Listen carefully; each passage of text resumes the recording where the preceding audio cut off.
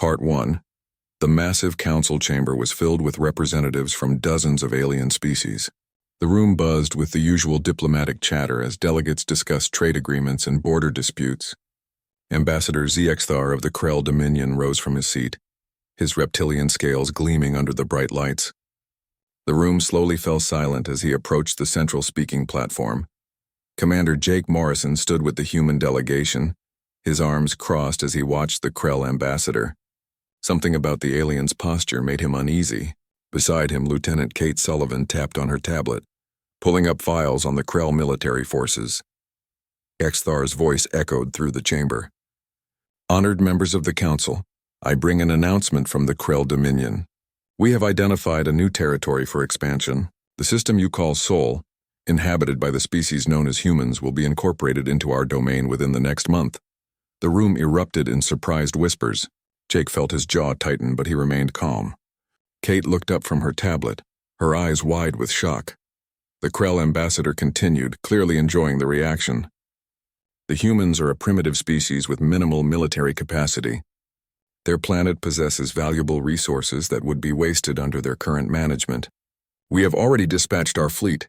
They will arrive in 3 weeks to begin the occupation. Several council members shifted uncomfortably in their seats. Ambassador Kelm of the Varathi delegation leaned forward, his expression concerned. The crystalline luminary representatives dimmed their natural glow, a sign of unease among their people. Jake stepped forward and requested permission to speak. The council moderator granted it, and he walked to the platform. His boots clicked on the polished floor as he approached Zexthar. Ambassador, Jake said, his voice steady and clear, I strongly recommend that the Krell Dominion reconsider this decision. Humanity may be new to this council, but we are far from defenseless. An attack on Earth would be a grave mistake. Zexthar's laughter was harsh and mocking. Several other delegates joined in with nervous chuckles. The Krell ambassador looked down at Jake with undisguised contempt. Commander Morrison, your species joined this council only 5 years ago. We have studied your capabilities. You have 3 small warships and a handful of orbital platforms. The Krell Dominion has conquered over 300 worlds. What could you possibly do against our armada? Jake met the alien's gaze without flinching. You might be surprised. I think not, Zexthar replied. We expect your government to surrender within hours of our arrival. Those who cooperate will be treated well. Those who resist will be eliminated. It is simple, Kate whispered urgently to Jake. Should we tell them about the defense grid? The new weapon systems? Jake shook his head slightly. No, let them find out themselves. Maybe others will learn from their mistake. The council moderator called for order. Several delegates expressed their sympathies to the human delegation, but no one offered to help. The council had strict rules about interfering in territorial disputes unless both sides requested mediation. The Krell had made their intentions clear, and the council would not stop them. As the session ended, delegates filed out of the chamber in small groups, talking quietly among themselves. Some looked sympathetic, others appeared indifferent. A few seemed curious about what would happen. Ambassador Kelm approached Jake and Kate as they gathered their materials. His face showed genuine concern. Commander Morrison, I must speak plainly. The Krell are ruthless conquerors. They have destroyed civilizations far older and more advanced than yours. Their military tactics are brutal and efficient. Are you certain your people can withstand what is coming? Jake appreciated the ambassador's honesty. Ambassador Kelm, humanity has survived many challenges throughout our history. We have endured ice ages, devastating wars, plagues, and our own destructive tendencies. Each time we adapted and grew stronger. We have a saying on Earth, never underestimate human stubbornness. Kelm's expression remained worried. Stubbornness will not stop plasma cannons and missile strikes. The Krell fleet is enormous, 200 ships at least, perhaps more. We understand the threat, Kate added, but we have been preparing for this possibility since we first made contact with the galactic community. Preparing how? Kelm asked.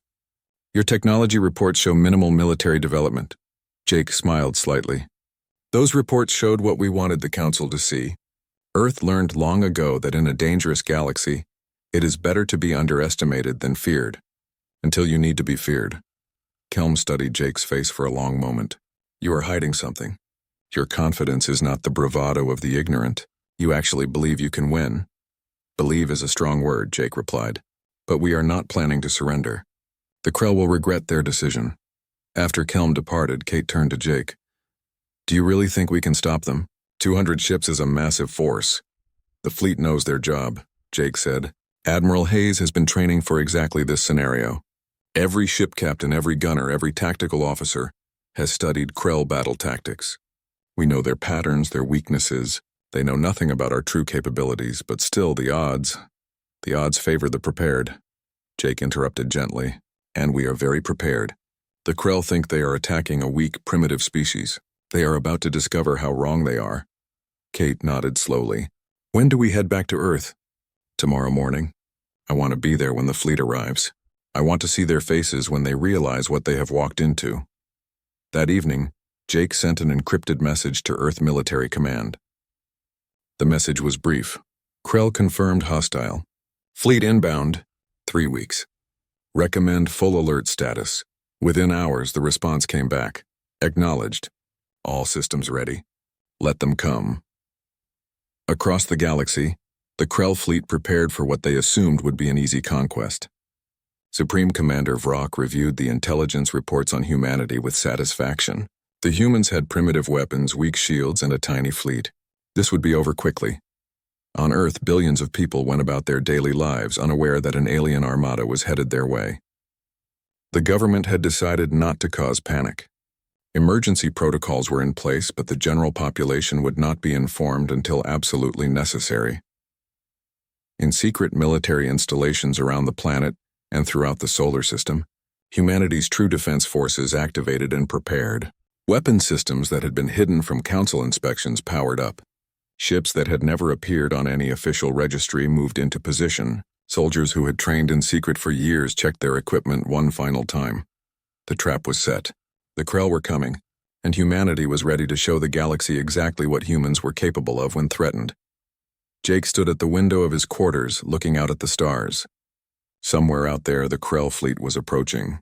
He felt no fear, only determination. Earth would not fall. Not today, not ever. Part 2 Admiral Eric Hayes stood on the bridge of Earth Defense Station 1, staring out at the planet below. The blue and green sphere looked peaceful and beautiful against the darkness of space, but Eric knew that peace was about to be tested in a way humanity had never experienced before. Status report, Eric commanded, turning to face his crew. Lieutenant Commander Lisa Brooks looked up from her console, her fingers still dancing across the controls. All orbital platforms are armed and operational. The lunar batteries report full power. Ground installations on all 7 continents are ready. And the fleet? The Valiant, Guardian, and Defender are positioned at the outer defense markers. Captain Ryan Clark reports all systems green across the board. Eric nodded with satisfaction. The 3 dreadnoughts were humanity's pride, built in secret over the past 4 years. Each ship was massive, bristling with weapons that combined human innovation with carefully adapted alien technology. They were not the biggest ships in the galaxy, but they were designed for one purpose: to make any attacker regret their decision. What about the stealth platforms? Eric asked.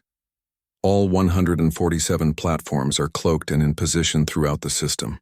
The Krell sensors will not detect them until we want them to. Across the solar system, far beyond Earth's orbit, the Krell armada moved steadily toward its target. Supreme Commander Vrock stood on the bridge of his flagship, the Annihilator, reviewing intelligence reports with growing satisfaction. Tell me again about human military strength, Vrock ordered his intelligence officer. The younger Krell consulted his datapad. 3 capital ships, Supreme Commander. They appear to be using older fusion drives and basic energy shields. Weapon systems are conventional plasma cannons and missile launchers. Orbital defenses are minimal, perhaps 24 platforms. Vrock's mandibles clicked together, the Krell equivalent of a smile. And they dare to refuse our authority? This will be the easiest conquest in decades. Their planet will make an excellent staging ground for further expansion into this sector. Should we offer them another chance to surrender? The intelligence officer asked. No, Vrock replied. We gave them their chance at the council. Now they will learn what happens to those who defy the Krell dominion. Prepare the assault formations. I want this finished within 1 day. What Vrock and his officers did not know was that human intelligence services had been feeding false information to the council for years. Every sensor scan, every technical report, Every piece of data the Krell possessed about human military capabilities had been carefully crafted to deceive. Earth appeared weak and vulnerable. It was exactly what humanity wanted their enemies to believe. On Earth, deep beneath the North American continent, General Paul Henderson stood in the command bunker surrounded by holographic displays. The massive room hummed with activity as dozens of officers monitored systems across the planet and throughout the solar system. "Enemy fleet status?" Paul asked. Captain Amy Peterson manipulated her display, zooming in on the approaching Krell ships. 247 vessels confirmed. 8 heavy cruisers, 1 Dreadnought-class flagship, the rest are destroyers and frigates. Standard Krell attack formation. Time to engagement, approximately 48 hours at their current speed. Paul studied the formation carefully. He had spent years analyzing Krell battle tactics, watching recordings of their previous conquests, identifying patterns and weaknesses. The Krell were powerful and experienced, but they were also predictable.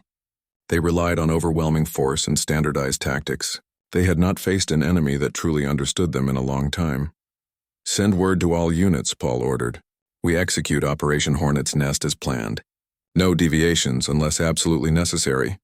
"Yes, sir," Amy replied, relaying the orders.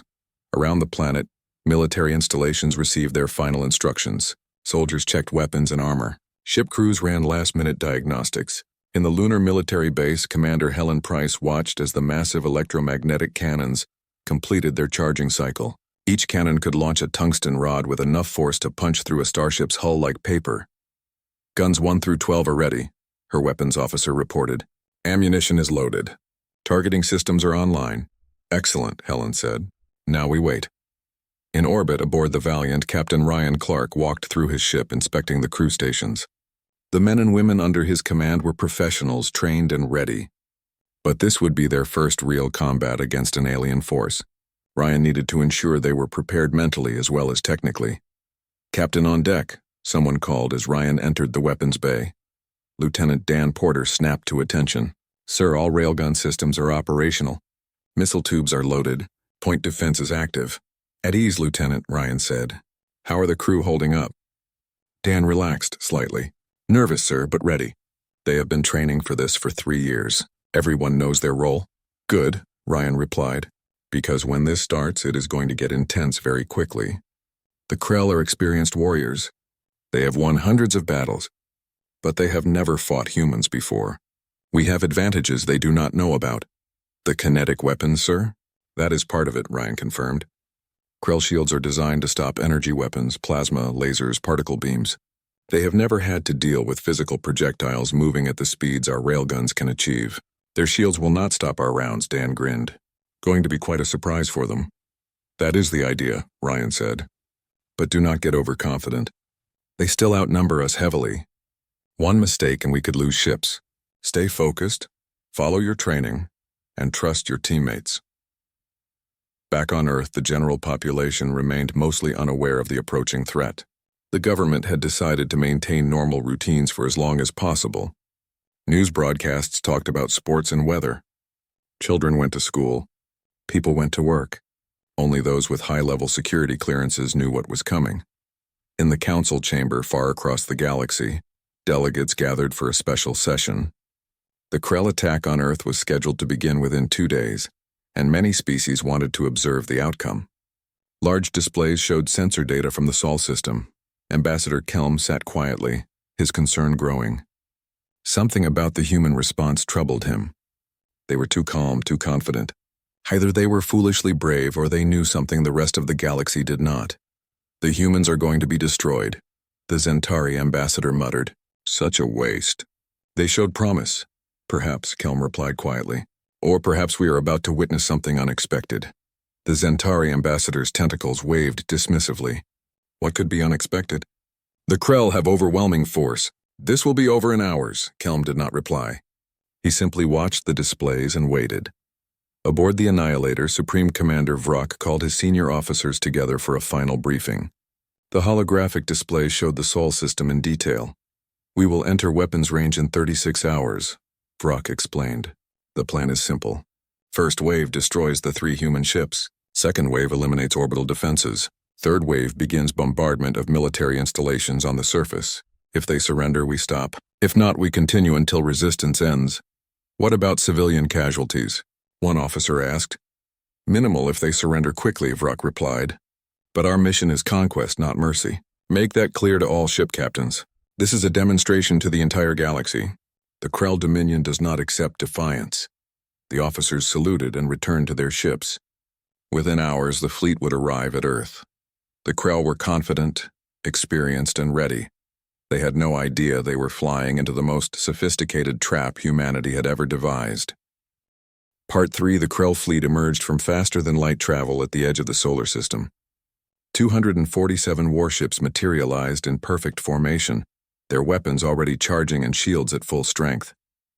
Supreme Commander Vrock stood on the bridge of the Annihilator, satisfaction evident in his posture.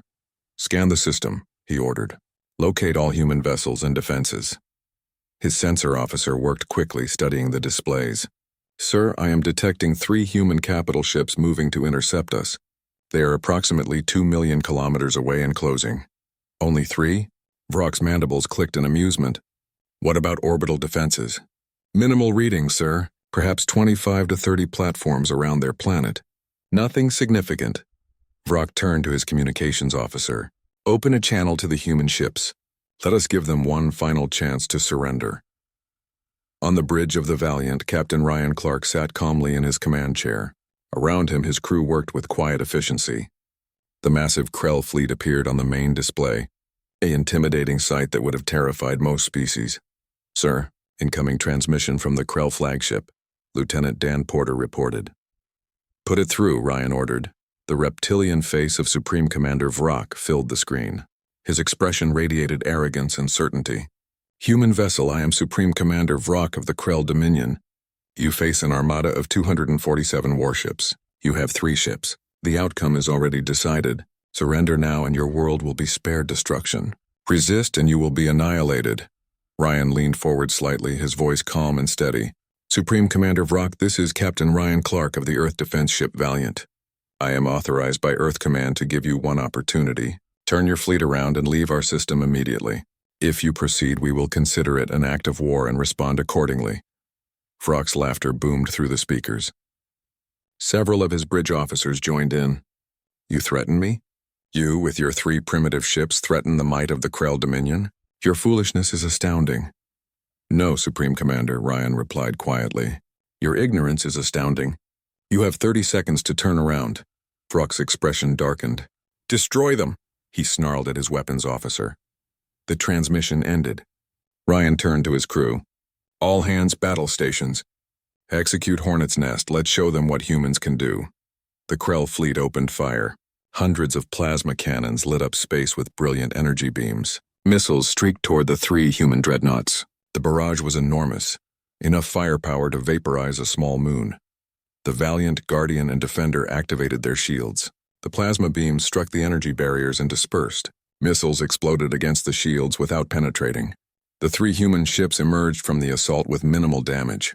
On the Annihilator's bridge, Vrock frowned. Their shields are stronger than reported. No matter, concentrate fire. Overwhelm their defenses. But the human ships did not wait for a second barrage. They opened fire. The Valiant's railguns fired in sequence. Tungsten rounds, accelerated to tremendous speeds by electromagnetic force, shot through space. They moved so fast that Krell sensors barely registered them before impact. The first round struck a Krell destroyer amidships. The kinetic energy was so enormous that the destroyer simply exploded. Debris scattered in all directions. The second round hit a frigate, tearing completely through the ship from bow to stern. The third round struck a cruiser's reactor, causing a catastrophic explosion that destroyed 2 nearby ships as well. Within 10 seconds, the Valiant had eliminated 6 Krell vessels. The Guardian and Defender added their firepower. More railgun rounds tore through the Krell formation. Ships that had survived hundreds of battles disintegrated under the kinetic assault.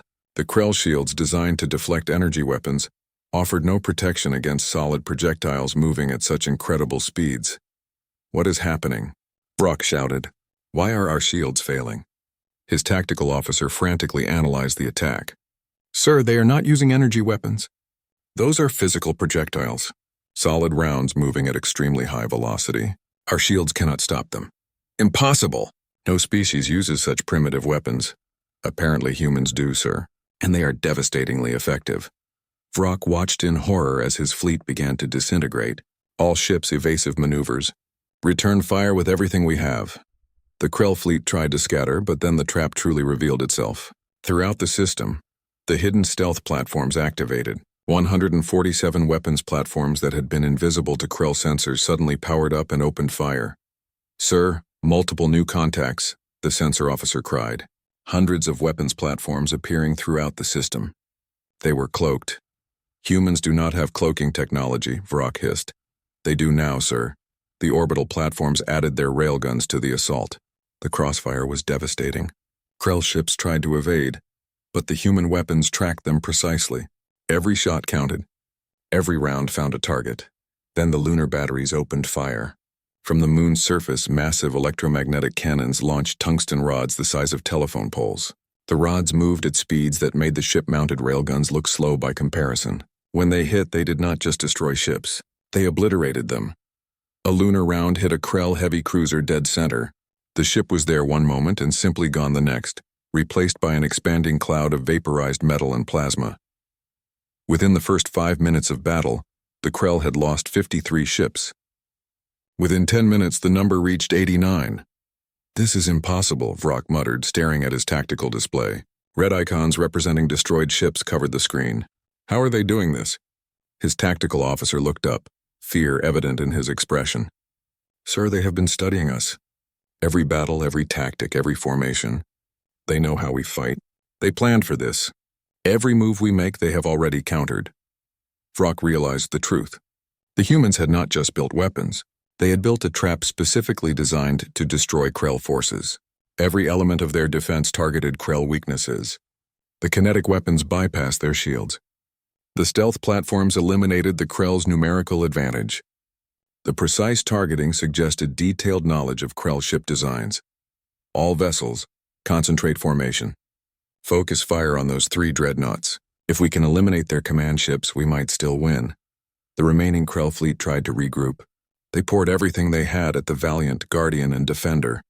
Plasma beams and missiles filled space. The human shields began to weaken under the sustained assault. But then another surprise revealed itself. From hidden bays on the lunar surface and orbital stations, thousands of small craft launched. They were drones, unmanned and expendable, each carrying a single high-yield warhead. The drone swarm descended on the Krell fleet like locusts. Krell point defense systems tried to stop them, but there were too many. The drones were fast, small, and fearless. They crashed into Krell ships by the dozens. Explosions blossomed across the fleet. A swarm of drones hit a Krell heavy cruiser, overwhelming its defenses. 20 drones struck in rapid succession. The cruiser's hull ruptured. Atmosphere vented. The ship began to break apart. Sir, we have lost 115 ships, Vrock's tactical officer reported, his voice shaking. 42 more are critically damaged. Our formation is broken. Vrock stared at the tactical display, his mind struggling to process what was happening. The mighty Krell armada, conqueror of hundreds of worlds, was being systematically destroyed by a species they had considered primitive. Signal all ships, Vrock said quietly.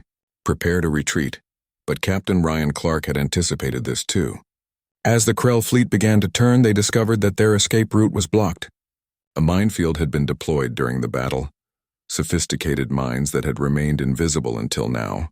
They activated as the Krell ships approached. Mines detonated throughout the fleeing formation. More ships died.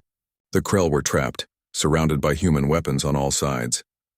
We cannot escape, Vrock's navigator reported, desperation in his voice. They have sealed every exit vector. Ryan opened a channel to the Krell flagship. His face appeared on Vrock's main screen. Supreme Commander, you have 2 options. Surrender your fleet immediately and we will spare the surviving ships and crews. Or we will continue firing until nothing remains. You have 60 seconds to decide. Vrock looked around his bridge. His officers stared back at him, waiting for orders. He looked at the tactical display. 129 ships destroyed. 51 critically damaged. His proud armada was shattered. His mandibles trembled with rage and humiliation. But he was not a fool. Continuing to fight meant complete annihilation.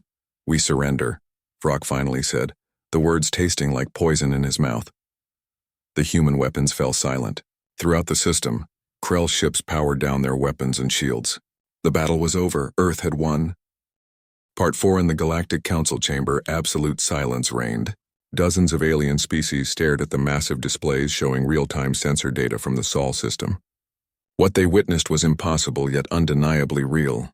The Krell Dominion, one of the most feared military powers in the known galaxy, had been completely defeated. Ambassador Kelm sat motionless, his eyes fixed on the tactical display. Red icons marking destroyed Krell vessels covered the screen. The battle had lasted only 23 minutes.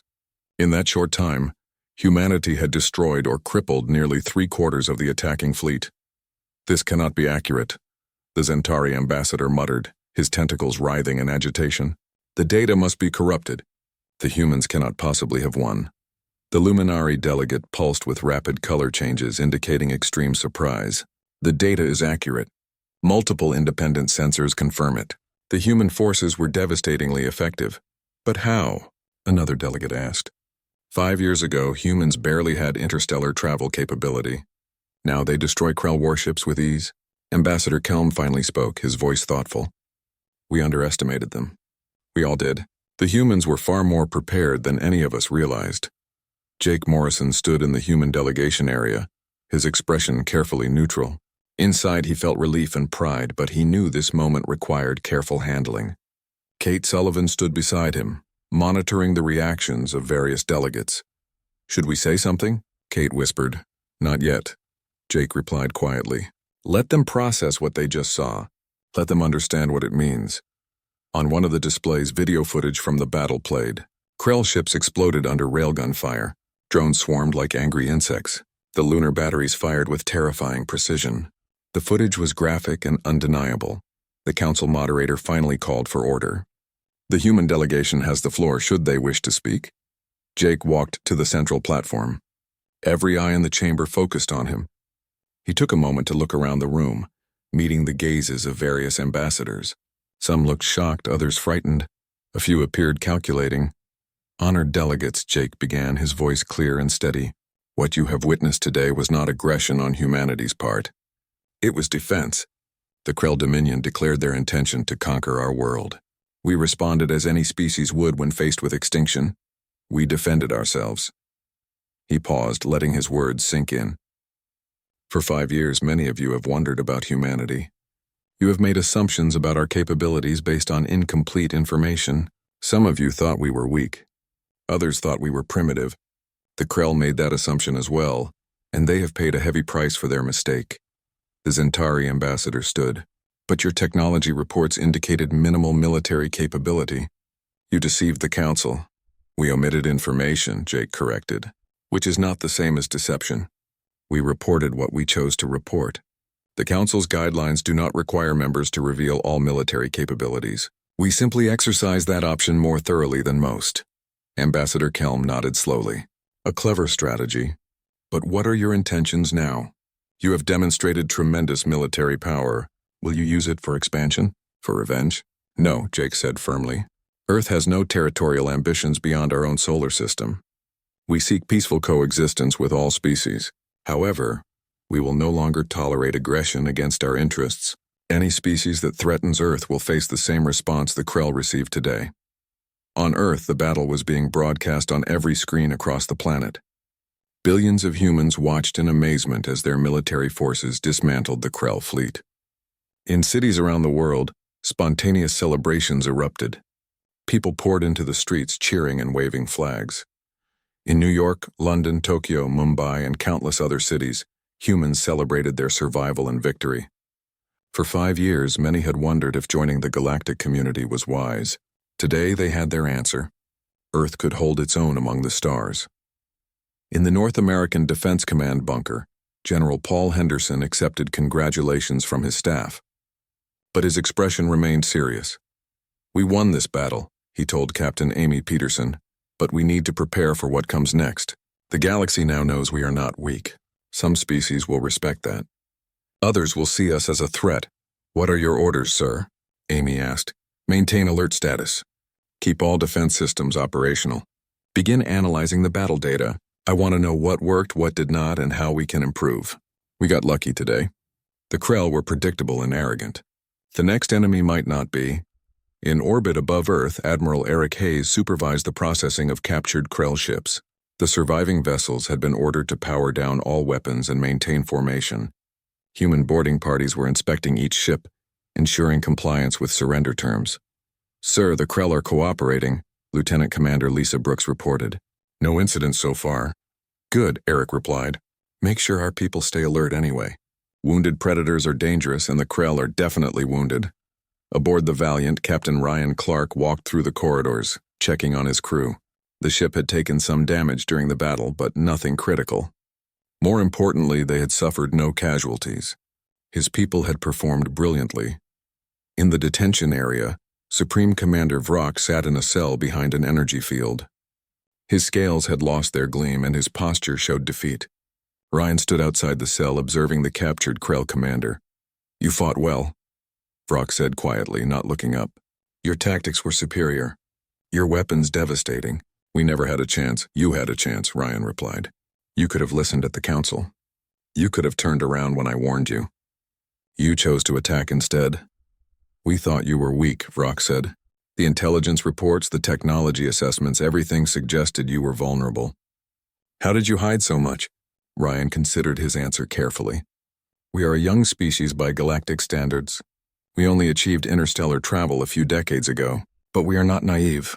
When we discovered we were not alone in the universe, we realized we needed to be able to defend ourselves, so we prepared." "How did you advance so quickly?" "Necessity drives innovation," Ryan explained. "We studied the technology other species use.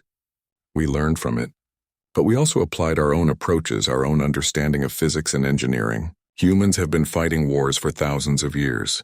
We know conflict. We understand violence. We took that knowledge and combined it with galactic technology. The result is what you experience today." Vrock finally looked up at Ryan. "The galaxy will fear you now. You have announced yourselves as a major military power." "Perhaps," Ryan said. "But we want respect, not fear. We want to be part of the galactic community, not conquerors of it." "Noble words," Vrock replied. "I hope your leaders mean them." Back in the council chamber, the session continued. Various delegates asked questions about human capabilities, intentions, and technology. Jake answered what he could while carefully avoiding details that Earth wanted to keep secret. The Varathi delegate proposed making Earth a permanent member of the Security Council. Several other species immediately supported the idea. Others objected, arguing that humanity was too new and too dangerous. "We should observe them further," one delegate argued. Today they defended themselves. Tomorrow they might attack others. Jake addressed the concern directly. "I understand your worry, but I ask you to judge us by our actions, not your fears. In 5 years of council membership, Earth has never initiated aggression against any species. We have honored our agreements. We have contributed to council projects. The only violence we have committed was in self-defense against an unprovoked attack." Ambassador Kelm stood again. "I support the human membership in the Security Council. They have proven they possess both the military strength and the diplomatic wisdom required for such responsibility. Furthermore, their victory today has changed the balance of power in this sector. Ignoring that reality would be foolish." The debate continued for hours. Finally, the council moderator called for a vote.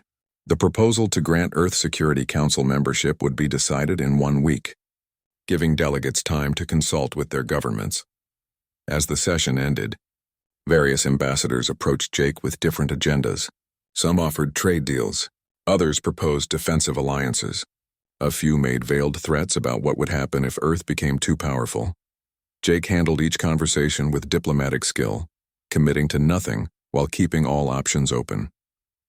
Kate took notes marking which species seemed friendly and which might become problems in the future. That evening, Jake sent a secure message to Earth Command. The message included his assessment of the Council's reaction and recommendations for next steps. The response came quickly. Proceed with diplomatic efforts, maintain defensive readiness, prepare for increased galactic attention. The Battle of Earth was over, but in many ways humanity's real test was just beginning. Part 5. 3 days after the battle, the last of the captured Krell vessels prepared to leave the solar system. The ships had been repaired enough to make the journey home. but all weapon systems had been permanently disabled. Krell crews boarded their vessels under human supervision, their earlier arrogance replaced by sullen defeat. Supreme Commander Vrock stood on the bridge of the Annihilator, watching as his heavily damaged flagship prepared for departure. The ship that had entered the system with pride now limped away in disgrace. Around him, his crew worked in silence, avoiding eye contact with their commander.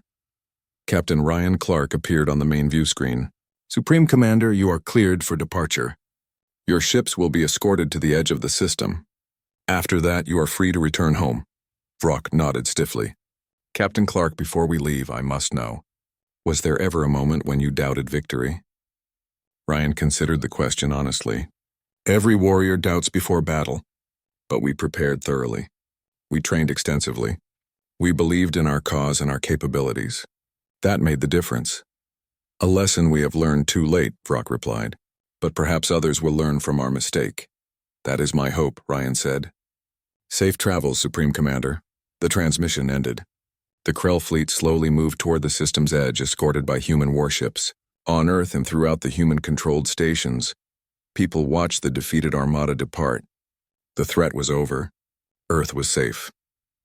In the North American Defense Command bunker, General Paul Henderson held a debriefing with his senior staff.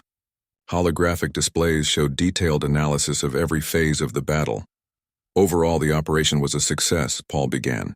"We achieved our primary objective, defending Earth with minimal casualties. Our forces performed excellently under combat conditions." Captain Amy Peterson brought up a tactical display. The railgun systems exceeded expectations. Penetration rates were 97%. The Krell shields could not adapt quickly enough to stop kinetic projectiles. "What about the stealth platforms?" Paul asked. "They remained undetected until activation, exactly as planned. The Krell never adjusted their tactics to account for the additional firepower, because they did not know the platforms existed." Paul nodded. "Good, but we cannot assume future enemies will be as unprepared. We need to develop new tactics, new technologies. The Krell will share information about this battle. Other species will study our methods and develop counters." "Recommendations, sir?" Amy asked. "Continue research and development. Improve our existing systems. Begin designing next-generation weapons. Most importantly, establish better intelligence networks. We got lucky that the Krell were predictable. We might not be so fortunate next time."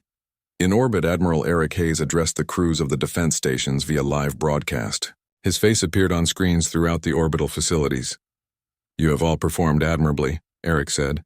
"The battle tested our training, our technology, and our resolve. You proved that humanity can defend itself against any threat. But do not become complacent. This victory does not guarantee peace. Other species may see us as a challenge rather than an ally. Stay vigilant. Stay prepared." After the broadcast, Lieutenant Commander Lisa Brooks approached Eric privately. "Sir, we are receiving communications from various alien governments.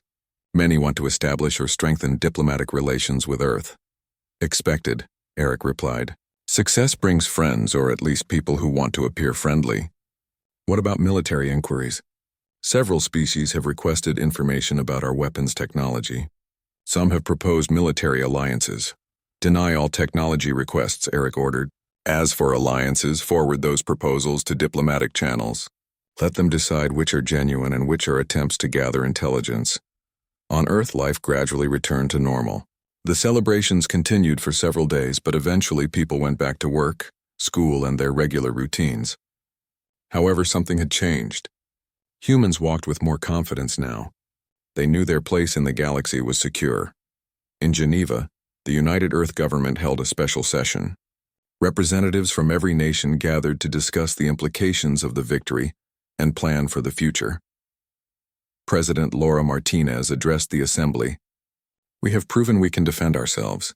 Now we must decide what kind of galactic power we want to be. Do we remain isolated and defensive, or do we engage more actively with other species?" The debate was spirited. Some representatives argued for continued military buildup and cautious diplomacy. Others pushed for greater engagement and cooperation with friendly alien species. After hours of discussion, a consensus emerged. Earth would remain vigilant but open to cooperation. The military would maintain readiness while diplomatic efforts expanded. In the Galactic Council chamber, 1 week after the battle, the vote on Earth's Security Council membership took place. Jake Morrison stood with the human delegation, trying not to show his nervousness. This vote would determine humanity's role in galactic affairs for years to come. The council moderator announced the results. The proposal to grant Earth Permanent Security Council membership has been approved by a vote of 37 to 8, with 4 abstentions. The chamber erupted in conversation. Jake felt relief wash over him. Kate smiled broadly beside him. They had done it. Earth was now a major voice in galactic politics. Ambassador Kelm approached them immediately. "Congratulations, Commander Morrison. This is well-deserved. Your species has proven worthy of this responsibility." "Thank you, Ambassador," Jake replied. "We will work to justify your confidence." Over the following weeks, the implications of Earth's victory continued to ripple through the galaxy. Trade agreements poured in. Diplomatic delegations requested visits to Earth. Several species that had previously ignored humanity now sought meetings and partnerships, but not all reactions were positive. Some species viewed Earth with suspicion and fear. The fact that humans had hidden their true capabilities for years made some aliens question what else might be hidden. A few governments began quietly developing counters to kinetic weapons, preparing for potential future conflicts. On the Krell homeworld, the government underwent significant changes. Supreme Commander Vrock was removed from command and faced trial for his failure. The Krell military leadership conducted extensive reviews of their tactics and technology. They had been humiliated, and they would not forget. High Commander Zenth, who replaced Vrock, sent a formal communication to Earth. The message acknowledged the Krell defeat and promised that the Dominion would not threaten Earth again. It was not an apology, but it was recognition of reality. Captain Ryan Clark received the message aboard the Valiant. He read it carefully, then filed it away. Words were easy. Time would tell if the Krell truly meant what they said. Months passed. Earth continued building its military while expanding diplomatic relations. New defense stations were constructed. The fleet added more ships. Research teams developed improved weapons and defensive systems, but humanity also invested in peaceful endeavors. Trade routes were established with friendly species. Cultural exchanges began. Human scientists collaborated with alien researchers on various projects. Earth was becoming a true member of the galactic community, not just a military power. Admiral Eric Hayes stood once again on the bridge of Earth Defense Station 1, looking down at the planet below. So much had changed in such a short time. Earth had gone from being an unknown newcomer to a respected power. Lieutenant Commander Lisa Brooks joined him at the viewport. "Sir, I have been thinking about something. We won this battle because we were prepared and the Krell were overconfident. But what happens when we face an enemy that is both prepared and cautious?" Eric smiled slightly. "That is the right question to ask. And the answer is that we continue improving, continue innovating, continue preparing. We can never assume we are safe just because we won one battle." "Do you think there will be more battles?" Lisa asked. "Probably," Eric replied honestly. "The galaxy is a big place with many competing interests. But I also think we have sent a message. Earth will defend itself. Earth will not be conquered. That message might prevent some conflicts before they start. And if it does not, then we fight," Eric said simply. "And we win. Because that is what humans do. We survive, we adapt, we overcome." In the council chamber, Jake Morrison participated in his first Security Council meeting. The discussion focused on trade disputes in a distant sector. It was routine work, but Jake understood its importance. Every decision the council made affected billions of lives across hundreds of worlds. During a break, Ambassador Kelm approached him. "How are you adjusting to your new role?" "Learning quickly," Jake replied. "There is a lot to understand about galactic politics." "Indeed," Kelm agreed. "But I think you will do well. Your species has shown remarkable ability to adapt and learn." "We have had to," Jake said. "For most of our history, we thought we were alone in the universe. Discovering we were wrong required significant adjustment." "And how do you think humanity will shape the galaxy going forward?" Kelm asked. Jake thought carefully before answering. "I hope we will be a force for stability and cooperation. We have seen what conflict brings. We want something better, but we will also defend our interests and our allies. The